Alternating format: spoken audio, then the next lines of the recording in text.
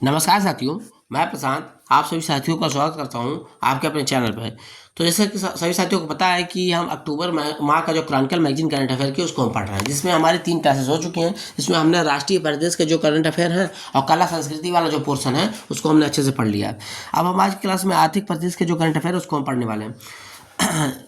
आज क्लास में हम आर्थिक प्रदेश के जो भी करंट अफेयर अक्टूबर माह के मैगजीन में बने थे उसको हम अच्छे से देखने वाले हैं, और उसमें क्या क्या इंपॉर्टेंट फैक्ट है वो आपको अंडरलाइन किया हुआ मिल जाएगा। आप उसको अच्छे से रिवीजन कर सकते हैं। ठीक है, तो क्लास को शुरू करने से पहले सभी साथियों से अनुरोध है कि आप ज़्यादा चैनल को सब्सक्राइब करें, ज़्यादा वीडियो को शेयर करें, ज़्यादा लाइक करें। आप हमारे टेलीग्राम चैनल और व्हाट्सएप चैनल को जरूर ज्वाइन करके रखें, जिसका लिंक आपको डिस्क्रिप्शन बॉक्स में मिल जाएगा। ठीक है, तो आपको उसको ज्वाइन करके रखना है, क्योंकि कोई भी महत्वपूर्ण इन्फॉर्मेशन होता है सर्वप्रथम आपको टेलीग्राम और व्हाट्सएप के माध्यम से ही प्रोवाइड किया जाता है, बाद में उसका वीडियो बनाया जाता है, तो उसको ज्वाइन कर सकते हैं। अगर हमको इंस्टाग्राम पे फॉलो करना चाहते हैं तो जिस नाम से हमारा यूट्यूब चैनल है उसी नाम से हमारा इंस्टाग्राम चैनल भी है, वहाँ पे आप फॉलो कर सकते हैं। अगर मुझे पर्सनली फॉलो करना चाहते हैं तो आप प्रशांत मिश्रा 0036 के नाम से मेरी इंस्टाग्राम आईडी है, वहाँ पे फॉलो कर सकते हैं। और मुझे कोई भी क्वेश्चन पूछना चाहते हैं तो आप वहाँ पे डीएम कर सकते हैं, मैं उसका आंसर अवश्य दूंगा। ठीक है, तो चलिए शुरू करते हैं आज की क्लास को। हम आर्थिक प्रदेश के बारे में पढ़ने वाले हैं, अक्टूबर माह की जो मैगजीन है क्रॉनिकल की। मैं पूरा सभी साथियों को बताना चाहता हूँ कि जो ये आपकी क्लास चल रही है करंट अफेयर की, वो आगामी पेपर यूपी पीसीएस के लिए, और चाहे जो यूपी पीसीएस का आरओ का जो प्री का पेपर होने वाला है लगभग 1-2 महीना में होने वाला है, उसके लिए बहुत ही महत्वपूर्ण है। और चाहे यूपी ट्रिपल का कोई भी एग्जाम हो, चाहे लोअर पीसीएस का एग्जाम हो, चाहे आपका जूनियर असिस्टेंट का एग्जाम हो, चाहे वीडियो का हो, जिसमें भी करंट अफेयर पूछा जाएगा उस सबके लिए इंपॉर्टेंट है। क्योंकि आपको यूपी ट्रिपल का भी सिलेबस देख लीजिए, आप उसका लेवल देख लीजिए, अब उसका लेवल बढ़ता ही जा रहा है। आपको करंट अफेयर बहुत अच्छे लेवल का पूछा जा रहा है, चाहे पैट 2025 हो, उसके लिए भी बहुत महत्वपूर्ण है। क्योंकि आप अगर देखना चाहते हैं तो 2023 के पैट का पेपर देख लीजिए, वहाँ पर करंट अफेयर का क्वेश्चन का लेवल देख लीजिए। ठीक है, तो आप लोग को अब मैगजीन जो पूरा ईयरली मैगजीन होती है उसको पढ़ने से काम नहीं चलेगा, आप लोग को मंथली मैगजीन पढ़ना होगा, और साथ साथ में फिर ईयरली मैगजीन पढ़ेंगे तो आपका अच्छे से करंट अफेयर तैयार रहेगा, तो आप क्वेश्चन अच्छे से कर सकते हैं। चलिए शुरू करते हैं आज की क्लास को। अमेरिका भारत का शीर्ष व्यापारिक साझेदार, पहले चाइना था अब अमेरिका फिर से बन गया। 23 अगस्त 2024 को think tank global trend research initiative, तो किसने किया? ये कंपनी है, थिंक टैंक है, ग्लोबल ट्रेंड रिसर्च इनिशिएटिव ने जानकारी दी है कि इस वर्ष जनवरी से जून में अमेरिका भारत का शीर्ष व्यापारिक साझेदार बन गया है। तो अमेरिका भारत का शीर्ष व्यापारिक साझेदार जनवरी से जून के बीच बन गया। अमेरिका को निर्यात जनवरी जून में 37.7 बिलियन डॉलर को बढ़कर कितना हो गया? 41.6 बिलियन डॉलर हो गया, 10.5% की वृद्धि हुई है। ठीक है, तो देखिए पहले अमेरिका को 37.7 बिलियन डॉलर का व्यापार होता था, अब जो जून तक 41.6% का हो गया। कितने परसेंट की? 10.5% की इसमें वृद्धि हो गई है। इस अवधि के दौरान भारत ने चीन को 41.6 बिलियन डॉलर की उच्चतम व्यापार घाटा दर्ज किया। भारत 239 देशों में माल निर्यात करता है, जिसमें से 126 देशों में निर्यात की सकारात्मक वृद्धि दिखाई गई है। तो भारत 239 देशों में निर्यात करता है, लेकिन 126 देशों में उसके निर्यात सकारात्मकता है, मतलब कि निर्यात ज़्यादा करता है और आयात कम करता है। 2024 में पहली छमाही के दौरान भारत व्यापारिक निर्यात 5.41 से बढ़कर 230.51 बिलियन डॉलर हो गया। तो कितना हो गया? देखिए पहली छमाही में भारत का निर्यात, देखिए भारत का निर्यात जो निर्यात है कितना हो गया? निर्यात आपका हो गया आपका 5.41% बढ़ के कितना हो गया? 530.51 बिलियन डॉलर, 530.51 बिलियन डॉलर का हो गया जो आपका निर्यात है भारत का। भारत का इटली, बेल्जियम, नेपाल और हांगकांग को निर्यात घट गया है। तो 4 देश हैं, इटली, बेल्जियम, नेपाल और हांगकांग से निर्यात 10 घट गया है भारत का। वह याद पूछ सकता है क्वेश्चन में कि निम्नलिखित में से किस देश में भारत का निर्यात घट गया है? तो ये आपको याद रहना चाहिए देशों का नाम। रूस से आयात 30.8 बिलियन डॉलर से बढ़कर 34.4 बिलियन डॉलर हो गया है। तो जो रूस से आयात है, जो आयात कर रहे हैं रूस से सामान हम, 30.8 से कितना हो गया आपके 34.4 हो गया। कितने % की वृद्धि हुई है? 11.65 की वृद्धि हुई। 10.5 की निर्यात की वृद्धि से हमने निर्यात किया है यूएसए को, लेकिन आयात किया 11.65 की वृद्धि के साथ रसिया के साथ। चीन सबसे बड़ा आयात आपूर्तिकर्ता बना है, क्योंकि आयात 46.2 बिलियन डॉलर से बढ़कर 50.1 बिलियन डॉलर हो गया है। भारत रूसी तेल का सबसे बड़ा आयातक है। तो 23 अगस्त 2024 को प्रकाशित राइटर्स की रिपोर्ट के अनुसार जुलाई में चीन को पीछे छोड़कर रूसी तेल का सबसे बड़ा आयातक बन गया। देखिए इससे पहले कौन था, चीन सबसे बड़ा आयातक रूसी तेल का था, लेकिन अब भारत बन गया है सबसे बड़ा आयातक रूसी तेल का। भारत के कुल आयात में रूसी कच्चे तेलों का हिस्सा 44% था, जो बढ़कर 44% था, जो बढ़कर रिकॉर्ड 2.07 बिलियन बैरल प्रतिदिन हो गया है। ठीक है, तो रिकॉर्ड 44% बढ़ के कितना हो गया, 2.07 मिलियन बैरल प्रतिदिन हो गया, जो आयात कर रहे हैं भारत तेल रूस से। यह जून की तुलना में 4.2% अधिक है। एक साल पहले की तुलना में 12% अधिक है। जून से 4.2% अधिक है और एक साल पहले से 12% अधिक है। रूस के पश्चात भारत को शेष तेल आपूर्तिकर्ता देश कम से इराक, सऊदी अरब और यूएई है। देखिए बात ये है ना, सबसे ज़्यादा तेल कहाँ से लेता है भारत, तो सबसे ज़्यादा लेता है आपका रूस से लेता है। रूस के बाद किससे लेता है, रूस के बाद सबसे ज़्यादा तेल किससे लेता है भारत, तो उसके बाद आपका लेता है इराक से, इराक, सऊदी अरब से लेता है, सऊदी अरब से लेता है, उसके बाद किससे लेता है, यूएई से लेता है। ठीक है, तो जो एक्सपोर्ट इंपोर्टिंग देश हैं ये ऑयल के, रूस, इराक, सऊदी अरब और यूएई। जुलाई 2024 में मध्य पूर्व से भारत के कच्चे तेल की खरीद 4% की वृद्धि हुई है, जिसमें भारत के कुल मिश्रण में इस क्षेत्र की हिस्सेदारी 38 से 40% हो गई है। तो मध्य पूर्व से कितना परसेंट बढ़ा है, मध्य पूर्व से तेल का जो आयात है वो 4% बढ़ा है। जो पहले हिस्सेदारी 38% थी, अब कितने परसेंट की हो गई है, 40% की हिस्सेदारी हो गई है, जो खाड़ी देश से तेल आता है भारत का। ठीक है, तो मतलब 40% तेल भारत खाड़ी देशों से मंगाता है। आगे बढ़ते हैं। केवीआईसी एवं डाक विभाग के मध्य समझौता। खादी एवं ग्रामोद्योग आयोग और डाक विभाग के बीच एक समझौता ज्ञापन पर हस्ताक्षर हुआ है। ठीक है, तो केवीआईसी जो खादी एवं ग्रामोद्योग आयोग है उसके और डाक विभाग के बीच हस्ताक्षर हुआ, किस लिए हुआ है, तो समझौता ज्ञापन के तहत डाक विभाग के कर्मचारी प्रधानमंत्री रोजगार सृजन कार्यक्रम के तहत पूरे भारत में स्थापित की जा रही नए इकाइयों का भौतिक सत्यापन करेंगे।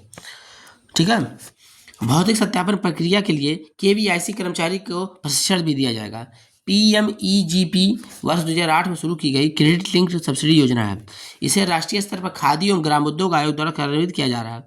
इसे 2 योजनाएं हैं, प्रधानमंत्री रोजगार योजना और ग्रामीण रोजगार सृजन कार्यक्रम को मिलाकर किया गया है। सेबी द्वारा एसेट मैनेजमेंट कंपनियों हेतु परिपत्र जारी, ये क्या है, तो 5 अगस्त 2024 को भारतीय प्रतिभूति एवं विनिमय बोर्ड सेबी ने परिपत्र में घोषणा की कि मुख्य कार्यकारी अधिकारी, प्रबंध निदेशक या एसेट मैनेजमेंट कंपनियों के किसी भी समकक्ष अधिकारी को संभावित बाजार दुरुपयोग को रोकने के लिए तंत्र लागू करने के लिए जिम्मेदार और जवाबदेह ठहराया जाएगा। एएमसी एक ऐसी फर्म होती है जो ग्राहकों को एकत्रित धन को स्टॉक, बॉन्ड और रियल एस्टेट अन्य जैसी विभिन्न निवेशों में निवेश करती है। 8 राष्ट्रीय हाई स्पीड रोड कॉरिडोर योजना। 2 अगस्त 2024 को कैबिनेट ने 50,665 करोड़ रुपए की कुल पूंजी लागत वाली 936 किलोमीटर लंबी 8 महत्वपूर्ण राष्ट्रीय हाई स्पीड रोड कॉरिडोर परियोजना शुरू की है, मंजूरी दी है। कौन दिया है, 936 किलोमीटर की 8 महत्वपूर्ण परियोजना है। कितना लागत इसमें है, 50,665 करोड़ रुपए की लागत से अगस्त में इसको मंजूरी कैबिनेट ने दी है। इसका उद्देश्य लॉजिस्टिक दक्षता में सुधार, भीड़ भाड़ को कम करना और देश भर में कनेक्टिविटी को बढ़ावा ना है। इस 8 परियोजनाओं के कार्यान्वयन में से प्रत्यक्ष और अप्रत्यक्ष रोजगार लगभग 4.42 करोड़ मानव दिवस सृजित होंगे। तो 4.42 करोड़ मानव दिवस के रोजगार यहाँ पे सृजित होगा प्रत्यक्ष और अप्रत्यक्ष रूप से।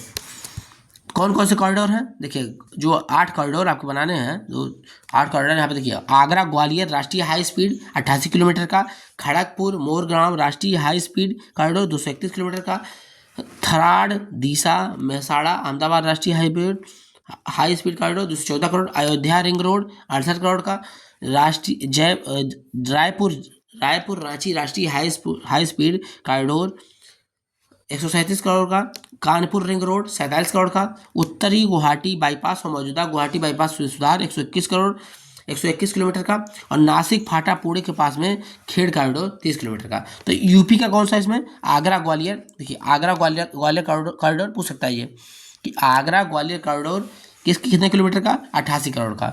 अयोध्या रिंग रोड 68 किलोमीटर का, अयोध्या रिंग रोड 68 किलोमीटर का, और कानपुर रिंग रोड आपका कानपुर रिंग रोड आपका 47 किलोमीटर का। तो ये यूपी के 3 इंपॉर्टेंट कॉरिडोर हैं, परियोजना है, जिससे 88 किलोमीटर का आगरा ग्वालियर का, अयोध्या रिंग रोड 68 किलोमीटर का, और कानपुर रिंग रोड 47 किलोमीटर का यह हो गया।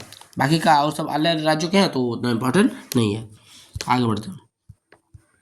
वित्त वर्ष 2024-25 हेतु 7.28 करोड़ आयकर रिटर्न।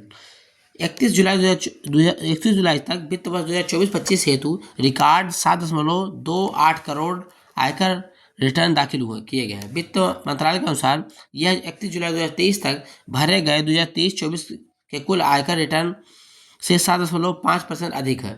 तो मतलब जो आयकर रिटर्न हुआ 7.5% अधिक हुआ। कितना परसेंट? 7.5% अधिक हुआ है। लगभग 72% करदाताओं ने नई कर व्यवस्था का उपयोग करना चुना है, जबकि शेष 28 अभी भी पुरानी कर व्यवस्था का उपयोग कर रहे हैं। रैपिडो 2024 में यूनिकॉर्न बनने वाली तीसरी कंपनी बन गई है। जो रैपिडो जो है ना, यूनिकॉर्न कंपनी बन गई है। क्या है ये? तो जुलाई 2024 में बेस्ट ब्रिज से $130 बिलियन की नई फंडिंग के साथ रैपिडो नई यूनिकॉर्न बन गई है। तो बेस्ट ब्रिज ने इसको $120 बिलियन का फंडिंग किया, जिससे यूनिकॉर्न कंपनी बन गई है रैपिडो। रैपिडो 2024 में यूनिकॉर्न बनने वाली तीसरी कंपनी है। इससे पहले पारफियोस और ओला के संस्थापक भाविश अग्रवाल की कृत्रिम AI थी। तो इससे पहले कौन सी थी? इससे पहले 2 कंपनियां पारफियोस थी। पारफियोस और ओला के संस्थापक भाविश अग्रवाल की कृत्रिम AI। जो पारफियोस है वो कृत्रिम AI है किसकी? ओला के संस्थापक भाविश अग्रवाल की, वो भी बनी थी यूनिकॉर्न कंपनी। वर्ष 2023 में जेप्टो और इनक्रेड वेल्थ केवल 2 नए यूनिकॉर्न थे। 2023 में जेप्टो और इनक्रेड वेल्थ 2 यूनिकॉर्न बने हुए थे। रैपिडो अब भारत के नए शहरों में अपनी ऑटो और कैब सेवाएं विस्तार कर सकता है। ठीक है। यूनिकॉर्न का मतलब होता है एक निजी स्वामित्व वाला स्टार्टअप जिसका मूल्य $1 बिलियन से अधिक हो। यूनिकॉर्न मतलब $1 बिलियन से अधिक, $1 बिलियन से अधिक, $1 बिलियन से अगर अधिक हो जा रहा है किसी का नेटवर्थ किसी कंपनी का, तो वो यूनिकॉर्न कंपनी बन जाती है।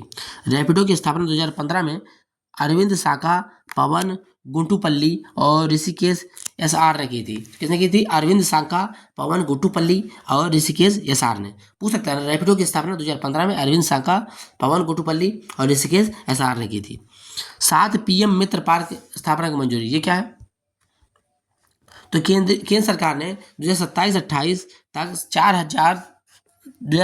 तक 4,445 करोड़ रुपए की परिव्यय से ग्रीनफील्ड ब्राउनफील्ड साइटों से 7 PM मेगा एकीकृत वस्त्र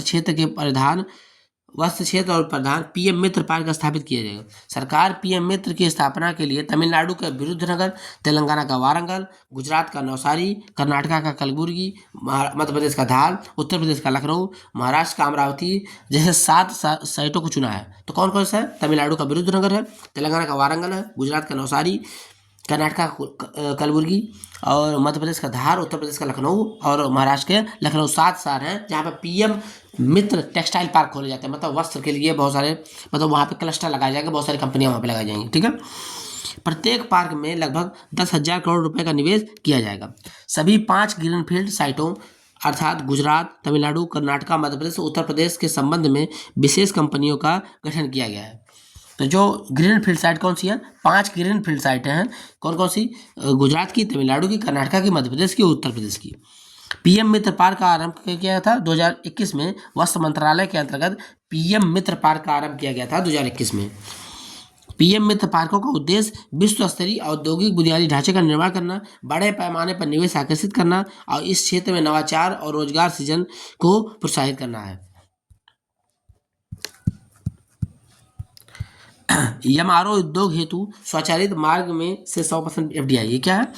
तो 1 अगस्त 2024 को नागरिक उड्डयन मंत्री ने बताया कि सरकार ने घरेलू विमान रखरखाव, मरम्मत और ओवरहाल उद्योग हेतु स्वचालित मार्ग से 100% प्रत्यक्ष विदेशी निवेश की अनुमति दे दी है। मतलब जो स्वदेशी उड़ानें चलती हैं उसको मेंटेनेंस रखने के लिए, रखरखाव रखने के लिए, ओवरहाल करने के लिए अब FDI 100% हो गई है। मतलब कोई विदेशी कंपनी 100% इसमें इन्वेस्ट कर सकती है।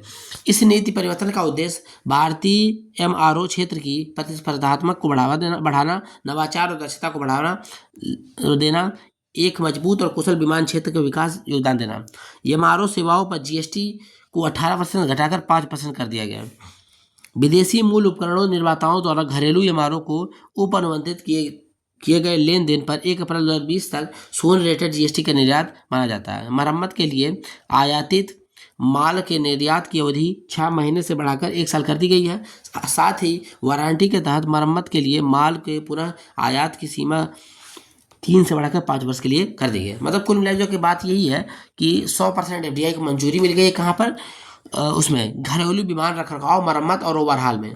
मतलब कि कोई जो घरेलू एयरलाइंस चलती है उसके मरम्मत और रखरखाव के लिए 100% एफडीआई है। मतलब कोई विदेशी कंपनी 100% यहाँ पे इन्वेस्टमेंट कर सकती है। ठीक है, तो ये आर्थिक संबंधित जो भी आपके करंट अफेयर थे, आर्थिक घटनाओं संबंधित जो भी करंट अफेयर थे अक्टूबर के मैगजीन में, वो आपको अच्छे से हमने पढ़ा दिया। ठीक है, तो आपको क्लास कैसी लगी आप कमेंट बॉक्स में कमेंट करके बताएंगे। आप कोई भी सुझाव दे सकते हैं, कुछ सजेशन दे सकते हैं, आप अपने कमेंट बॉक्स में सुझाव दे सकते हैं। ठीक है, ज़्यादा ज़्यादा वीडियो को शेयर करेंगे, ज़्यादा ज़्यादा लाइक करेंगे, आप हमारे टेलीग्राम चैनल को ज़्यादा ज़्यादा ज्वाइन करेंगे और टेलीग्राम और इंस्टाग्राम पर आपको फॉलो करके भी रखेंगे। ठीक है, तो कोई भी इन्फॉर्मेशन आता है सर्वप्रथम वहाँ पर प्रोवाइड किया जाता है। आप मुझे इंस्टाग्राम पर फॉलो कर सकते हैं। आप वहाँ पे कुछ क्वेश्चन पूछना चाहते हैं तो डीएम करके पूछ सकते हैं। मिलते हैं नेक्स्ट क्लास में नेक्स्ट वीडियो के साथ। धन्यवाद।